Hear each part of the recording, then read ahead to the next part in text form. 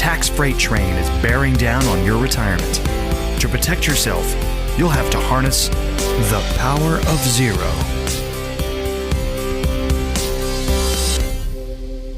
Hi there, this is David McKnight. Welcome to the Power of Zero show. Grateful that you're spending some time with us once again this Wednesday. And keep in mind, you can always look at our back catalog. We've got about 70 episodes where you can go fishing around in there and find a podcast just about on any aspect of the Power of Zero paradigm that you want to explore. I am the best-selling author of The Power of Zero, Look Before You Lerp, The Volatility Shield, and a new book coming out in about 11 months called Tax-Free Income for Life. Very excited about this. I've given you a couple of teasers in previous episodes talking about some of the themes that I'll be addressing in that book. And it's really going to be presenting a unified approach to how to address longevity risk and tax rate risk. I haven't really seen any books that address both of them in a satisfying way. Usually, when you address longevity risk, you do so at the expense of tax rate risk. And when you address tax rate risk, a lot of times you do so at the expense of longevity risk. So this has been a code that's been hard to crack. And I believe that this book is going to do it in a way that I think you're all going to find very, very satisfying. If you are looking for a Power Zero advisor to help you navigate all of the pitfalls that stand between you and the 0% tax bracket, head on over to davidmcknight.com. And if you're an advisor who is looking to transition your practice to the Power of Zero practice, Power Zero type practice, head on over to powerofzero.com and opt into our free 3-video series. All right. I've warned you. I warned you in episode 63 that occasionally I'm going to come back and remind us how bad our fiscal situation is as a country. I think it's very, very easy to forget how bad things are. And my job is to constantly put it in front of your nose. Why? Because I know that you're not likely to take the steps necessary to insulate yourself from the impact of higher taxes if you're not constantly being bombarded, if you will, by newspaper articles and references and warning cries coming from the top experts in our country. So today I'm going to discuss an article entitled Comptroller General to Again Tell Congress Government's Financial Situation is Unsustainable, but Will Anything Change? This is through a newspaper called the Epoch Times. It's out of New York City. And this is essentially what it says, that come March 12th, the Government Accountability Office is going to put out their annual report talking about the fiscal health of the federal government. This is their job. Their job is to tell us if we're the Titanic and we're heading towards an iceberg or not, right? So their job is to tell us whether we're on a fiscally sustainable course. And according to people that are privy to that report, Comptroller General Gene Dodaro, remember David Walker was once the Comptroller General of the federal government. That was a couple Comptroller Generals ago. The current Comptroller General is a guy named Gene Dodaro. And on March 12th, he is going to issue his latest agency's assessment of the fiscal health of the federal government. And one word is going to be featured prominently in that report, and that word is unsustainable. Well, guess what? He put out a very similar report in 2019. And the hallmark of that report was also the word unsustainable. So, I like the title of this article. It says that our financial situation is unsustainable, but will anything change? Not only did nothing change between last year and this year, but it actually got worse. We just piled on top even more debt. Our debt is now at roughly 23 trillion 500,000. So things just got worse from when the Comptroller General issued his report last year and this year. So it doesn't seem that the federal government is heeding their warnings. Let's dig into this report a little bit. Officials can't continue indefinitely spending more than the government receives in taxes without incurring staggering long-term costs to borrow from China and other lenders. I had an interesting conversation at a conference I was at yesterday, and they were talking about the fact that the federal government, due to the coronavirus, or the Federal Reserve due to the coronavirus, just lowered interest rates a half a point, and that their speculation was that interest rates were going to stay low, not permanently, but for the foreseeable future. I got to remind you that, number one, the federal government in their very own projection use 5.1% as the rate that they use in calculating all of the interest that they're going to owe over the next 75 years. So that's substantially higher. The reason they use that rate is because it's historically normal. It's more in line with what interest rates have been historically. Right now, they're historically low. But the other thing that I reminded these folks that I was talking to yesterday was, countries are going to stop loaning us money if they don't feel like we can pay the money back. So what's going to happen is we're going to need money to pay for Social Security, Medicare, and Medicaid, and we're not going to have the money to do so. So we're going to go to these countries and say, will you loan us some money? And they will say, not at the current rate. We don't think you can pay the money back. The rate that you're currently paying is not enough to offset the risk that we feel like we're incurring, that you could not ever pay the money back. So what's going to happen?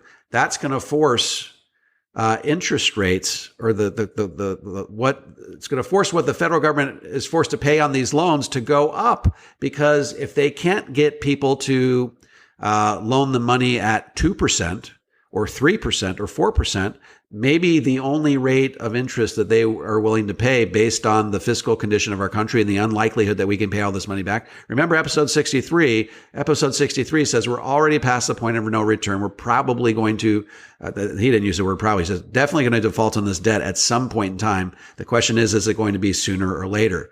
Guess what? If China is looking at us and saying, I don't think they're going to pay the money back, they're not going to loan us money at 2%. They may loan us money at 5%, but then remember what happens when interest rates go up. The cost of servicing this debt, the cost of renting the money that we've already spent goes up. Then it eats into a larger and larger portion of the budget. It starts to crowd out all of the other things that the federal government is spending money on, including Social Security, Medicare, Medicaid. Let's go back to the report. The 2019 report said, and I quote, over the long term, the imbalance between spending and revenue that is built into current law and policy is projected to lead to continued growth of the deficit and debt held by the public as a share of the GDP. This situation, in which debt grows faster than the GDP, means the current federal fiscal path is unsustainable. Let me repeat that. When the debt is growing faster than the gross domestic product, that is the definition of unsustainable. The Susan Irving, who's a senior advisor to the Comptroller General, said on March 2nd, our point is we are trying to show the challenge we face. If you assume that you want to continue this Social Security, Medicare current policy, you can't do it. Irving said that when people ask us, what do you mean when you say it's unsustainable? We say, by definition, if debt is growing faster than the economy that it has to support it, it's not sustainable. Just to put this all into perspective for you, historically, GDP has averaged debt compared to GDP has averaged 46%. We are currently in 2020, we are at 109%. That's worse than it was the 106% in the immediate wake of World War II. So we're even worse off then. But of course, the only reason the debt to GDP ratio is as low as it is today is because we don't count the off-the-book transfers. We don't count the off-the-books obligations like Social Security, Medicare, and Medicaid as part of the debt, which, by the way, is what every other developed country in the world does because they practice fiscal gap accounting. We do not, and we've had many opportunities to rectify that, but Congress continues to vote that down.